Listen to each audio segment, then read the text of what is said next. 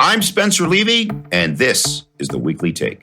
CBRE's latest office occupier sentiment surveys for spring 2022 are hot off the presses, featuring data and insights into what's on the minds of tenants across the business world.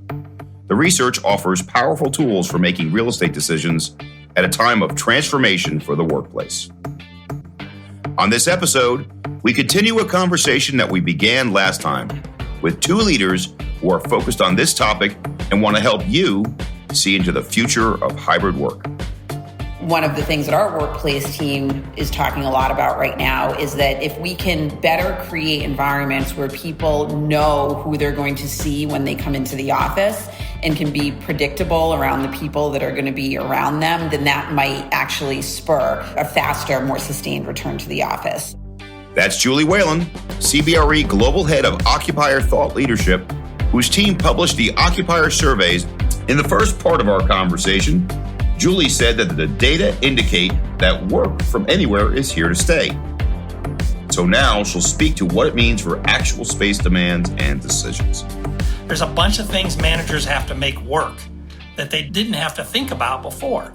So it's made their jobs harder. And I think that gives you some insight into why, at least for the first year and a half after the pandemic, there was a lot of resistance from managers, sometimes senior managers, to this notion that we're going to do a lot more work remotely than we were accustomed to. And that was economist Stephen Davis, the William H. Abbott Distinguished Service Professor of International Business at the University of Chicago. He calls what we're seeing, quote, the big shift, an evolution from the idea of office as a defined workplace into dynamic forms of working arrangements. We'll talk about what that means and more. Coming up, what CBRE's Office Occupier Survey reveals about real estate today and transformational ideas for what lies ahead. That's right now on the Weekly Take. Welcome to the Weekly Take, and this week we are going to readdress a topic we've touched on before, but go really deep, which is work from home, the future of work, with two of the leading experts in the world on the topic. First, Stephen Davis. Professor Davis, thanks for joining the show. Thank you, Spencer. It's great to be here. Great to have you here. And our old friend, Julie Whelan, the Global Head of Occupier Thought Leadership at CBRE. Julie, thanks for joining the show. Thanks, Spencer, for having me. You bet. So, Julie, Stephen used the word working arrangements, and I think that's a better way to look at this than work from home, because it's not all in the office or in your house. Some of it is this hub and spoke model that we've talked about before, where people have the central office and then maybe there's some flex space out in the suburbs closer to where they live. What do our surveys say about organizations moving more towards a hub and spoke approach? Julie. We are actually not seeing, to a great degree, that organizations are looking to decentralize locations or looking to engage in hub and spoke models. As a matter of fact, most of our clients are telling us that they are actually looking to consolidate into locations, partly for efficiency reasons, but also because if people are going to be expected to come together when they're in the office, then coming all into the same office as much as possible is probably the best way forward down the line. That being said, there are some very interesting use cases around this notion of what I would call to be a more modern hub and spoke that are emerging. And it's emerging through flexible office providers right now. So there's a handful of flexible office providers that do have scale around certainly the US and some around the globe. And what we see some large organizations doing is engaging with them for either on-demand models or all-access subscription passes to their space, where they are allowing their employees to basically use any space of this flexible office provider that they may be engaging with around the US or even around the world as they wish. And If they use it, they pay for it. And if they don't, they don't. And the beauty of that is that after 6 months or 12 months, the organization can look at the use patterns and actually determine if this was a success or if they need to change their model going forward. Now that we absolutely see as something that could pick up steam down the line. But right now it is very much being used to test the waters, and certainly not anything that we would consider to be a solid trend at the moment. So, Professor, I'm in the real estate business. And what Julie was just saying is that employers want to give employees more flexibility in where they work. And she's also saying they want more flexible lease structures to have more of this co-working or short-term space. Is that a good thing for the organization and the employee, or are there some challenges associated with that? Well, both. I mean, I see the appeal of this flexible working arrangements if you can make it work, because even in pre-pandemic time, there's a lot of underutilized office spaces at any point in time. And if we can figure out how to make better use of the high-value real estate that we have in downtown Chicago and elsewhere, over time, that's great for companies, it's great for the economy as a whole. It's a source of efficiency gain. So that's quite an interesting development to make that work. It does involve the same kind of managerial challenges we talked about before. There's a bunch of things managers have to make work that they didn't have to think about before. So it's made their jobs harder. And I think that gives you some insight into why, at least for the first year and a half after the pandemic, there was a lot of resistance from managers, sometimes senior managers, to this notion that we're going to do a lot more work remotely than we were accustomed to. Partly for the reasons that we were talking about earlier. It's a very tight labor market. There's salient opportunities for workers that they didn't have before. And so you see companies are on the back to the worker side of things, forced by market realities to adapt how their organizations operate. Julie, in terms of people coming back to the office today, any trends you can point to in terms of which cities are doing better than others? I go to New York a lot. It seems pretty empty, but I go to some other cities that seem, including cities I've been into overseas. I was in Madrid, I was in Amsterdam, I was in Frankfurt. They were much more full in the offices, and those are major cities over there than over here. So what are some of your geographic observations about return to work today? So what I would start by saying is that return to office is still largely muted compared to the activity that we're seeing in restaurants and movie theaters, certainly in airline travel, basically in all other parts of life. And the reason for that is a lot of everything that we've just been talking about. And one of the things that our workplace team is talking a lot about right now is that if we can better create environments where people know who they're going to see when they come into the office and can be predictable around the people that are going to be around them, then that might actually spur a faster, more sustained return to the office. So there is a puzzle piece to be filled here. But what we see is that there's a lot of organizations that are really on this precipice of change right now. In terms of geography, which was your initial question, certainly urban, gateway, coastal markets have been the most affected. They continue to be very affected, and their office occupancy is in, I would say, the 25 to 30% range right now based on the best data that we have available to us. Some of the markets that we're seeing that have led the way are actually the markets in Texas, markets like Dallas, markets like Houston.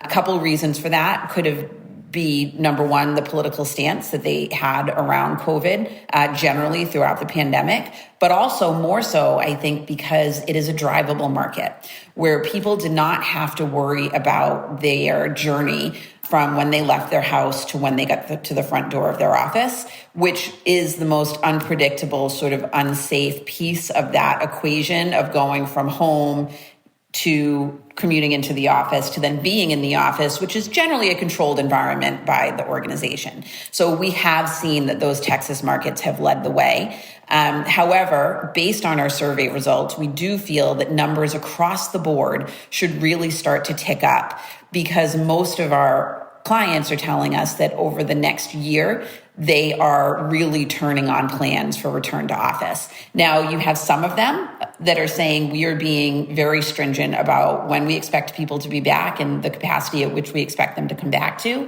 And by the way, most of those already say that people are back in the office and that they have resumed what they think is going to be steady state. You have another portion that are saying we understand that employees are not going to be able to change their routines overnight. And so we're going to give them time to change their routines.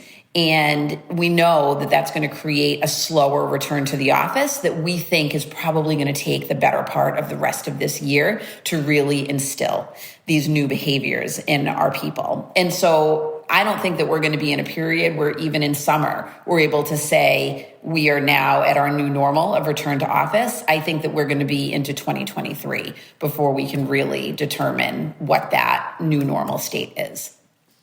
Well, Julie, you mentioned that people are going back to do other activities more than going to the office at the moment, going to restaurants, going to the movies. I note I just went to the movies this weekend with my son. We saw The Batman, which, by the way, was quite good. Not quite as good as Joker or The Watchmen, two other DC movies to stay within that universe, but quite good, and I was glad I was there. But Professor Davis, this brings up another where question. So when you look at labor trends and say, oh, people want to work from home, maybe they just want to work in live, work, play neighborhoods. What do you think, Professor Davis? I think there's a lot to that. It's partly for the reason Julie said, that the scariest part of the workday for people who have to commute by train or by subway or bus is the commute. That's when they're most exposed to infection risks, for example, that they can't control. And even after we get past the pandemic, that will remain a salient concern for many people. Julie mentioned driving. If you can drive your car, well, you can control that. What you mentioned is, well, I just live close enough to where I work and where I do my other activities that I can walk. And there are parts of Chicago like that. You mentioned the Fulton Market area. I live in Lakeshore East, which is another area like that. It's kind of more of a high-rise area, but it's a mixed use. There are big, giant office towers within 2 blocks of where I live, but there are also big, giant residences, and there's lots of restaurants and so on. So it's very easy to achieve the kind of lifestyle you described. When I walk around downtown Chicago, it's not just Fulton Market, it's the mixed-use residential areas. They kind of look like they're back to normal or something approximating normal. If you go over to the financial district, or even if you just go over to Millennium Park and look across the street where there are all those coffee shops and restaurants on Michigan Avenue, it's dead still. It's dead because those were places that relied very heavily on inward commuters to fill up the office towers and to spend money at lunchtime for coffee beforehand and after work. So another solution, which I think some cities will and should gravitate towards, is more of this mixed use and less of the big giant areas that are dedicated to large numbers of inward commuters. Well, Professor Davis, you should know that I'm a big fan of Chicago for everything except for your pizza. And New York pizza is still the way to go, but we could debate that more in just a moment. So, Julie, let's talk now about the future of office. And Professor Davis pointed out mixed use, pointed out walkability. That may be true. And I talk about better business districts versus central business districts and credit where credit is due. I stole that term from our client Highwoods, and Ted Klink was a guest on this show. But Julie, what about these CBDs? What about these places that are the financial districts of these cities? How do they evolve to attract people back into those districts? Yeah, it is the million-dollar question. And we have studied a lot around office demand and what's going to happen to office demand as a result of these new work patterns. And generally, I would say the thesis that we have is that the ratio of employees to office space is forever changed. And what I mean by that is that in past cycles, you have always had a lot of new office development that's come online to be able to satisfy all the new job growth that's happening throughout that cycle. What we believe going forward is that perhaps that's not the case. Perhaps we actually don't need a lot more office space. However, we do need the right type of office space. And that is going to be the trick, is for these office buildings that have relied on long-term tenants that are large, credit-worthy tenants that have been in their buildings and cut their checks, and they have driven the value of these large high rises in these CBDs. And now that tenant that has been the lifeblood of those buildings is desiring something very different in the future. They still absolutely desire office space. However, they desire landlords that are going to be partners with them on their journey of really their employee experience. And so what do I mean by that? Well, things like food and beverage and fitness facilities and green space are, of course, very important. Those were always the bedrocks of a Class A quality office space, and they will continue to be in the future. However, there are real things that are differentiating some buildings right now. And I would argue the question of what is a Class A space is even changing before our eyes right now. And some of the things that we're seeing that are emerging, they're a little bit more sophisticated, much more operational in nature, as you speak a lot about, Spencer, are things like health and wellness of employees. The number one thing in that is indoor air quality, making sure that there is demonstrated indoor air quality that not only is present in the systems that are delivering it, but that also is visible through different technology displays that the employee is seeing as they're entering the building. Not only is that something that is a desire of employees and tenants, but it's also something that we know is going to help make them more productive in the building because their cognitive reasoning is better when they're breathing in good, healthy air.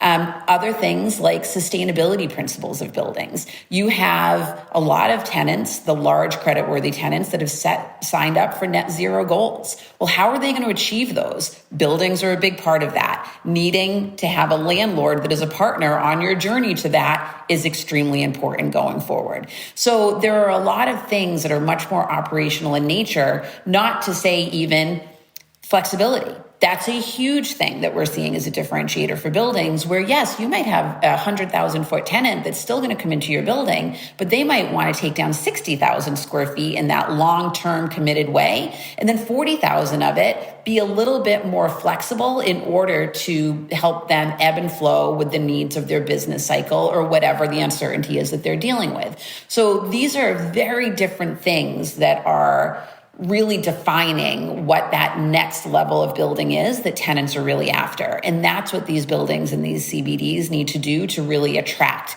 that next generation of talent.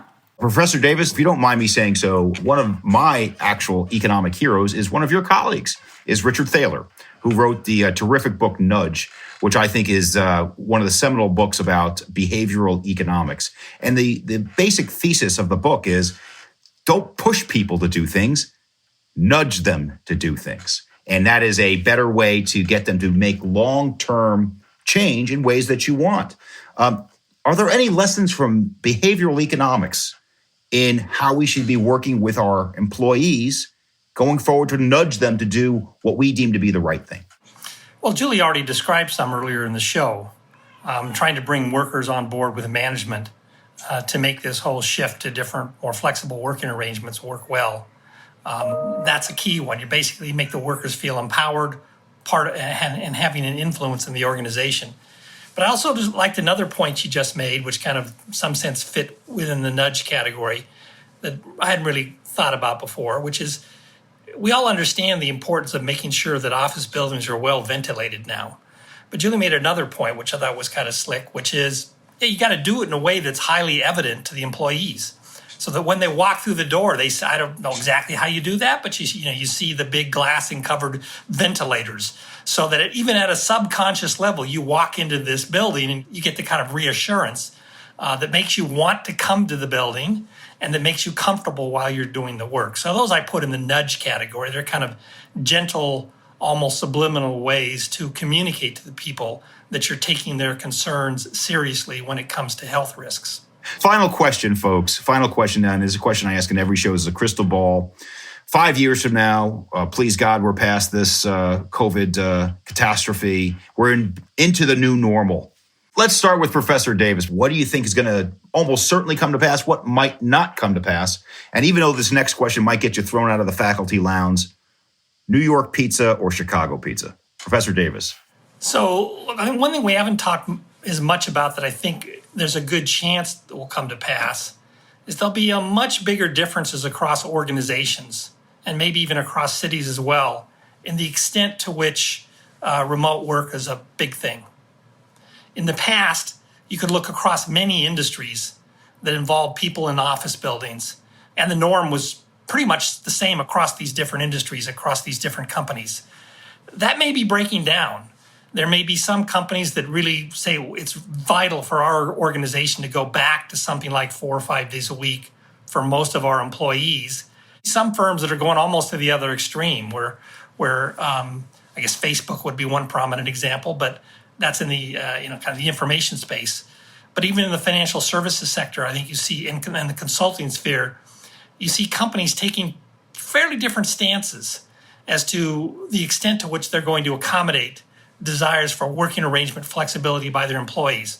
So I suspect, although it's not clear, that 5-10 years from now, one of the chief things you'll think about are not just the salary, the healthcare benefits package, but even within fairly narrowly defined job categories, you might have a range of choices as to how many days a week you go into the office.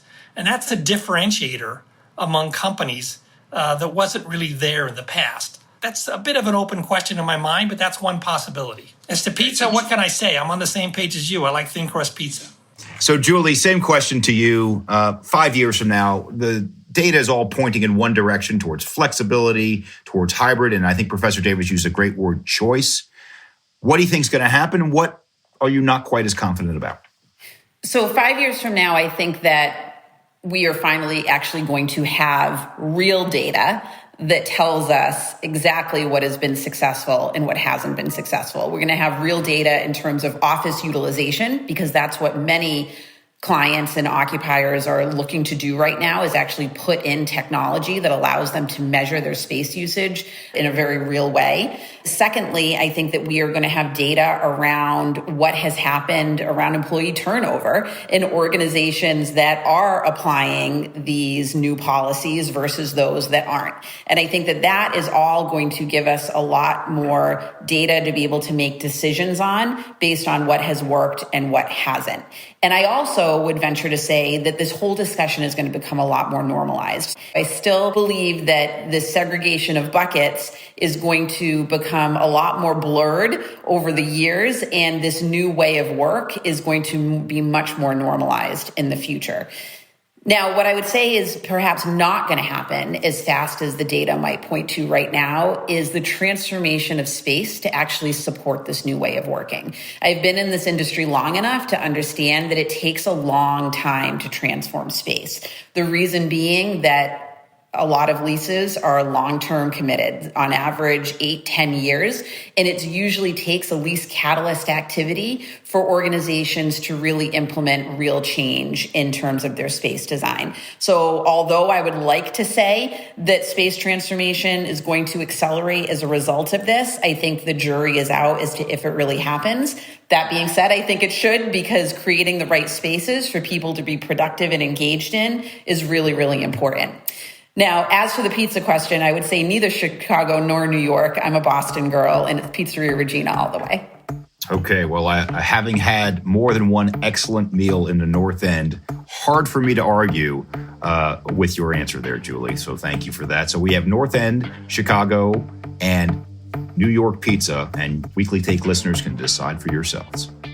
On behalf of the Weekly Take, I want to thank two terrific guests. First, Stephen Davis, the William H. Abbott Distinguished Service Professor of International Business at the University of Chicago, for joining us today. Professor Davis, thank you. Thank you. It was my pleasure. And Julie Whelan, our old friend and colleague, the Global Head of Occupier Thought Leadership. Great job, Julie. Thank you. Thanks, Spencer. For more on the future of hybrid work, you can find the research we discussed, as well as more on our guests and the show, at cbre.com/theweeklytake. That includes the latest surveys from Julie and her team, of course. And if you're interested in more from Professor Davis, he and his collaborators have a website all about work from home. You'll find that at wfhresearch.com. That is WFH, as in work from home, research.com. Now, whether you're listening at home or in the car or on the go, we thank you for joining us. Please share the episode and don't forget to subscribe, rate, and review us wherever you listen. We'll be back next week with veteran Wall Street executive and author Carla Harris to talk business and about her latest book on leadership and career strategy. We'll be sitting down at CBRE's multifamily conference event in Nashville, Tennessee, and it should be music to your ears. For now, I'm Spencer Levy. Be smart, be safe, be well.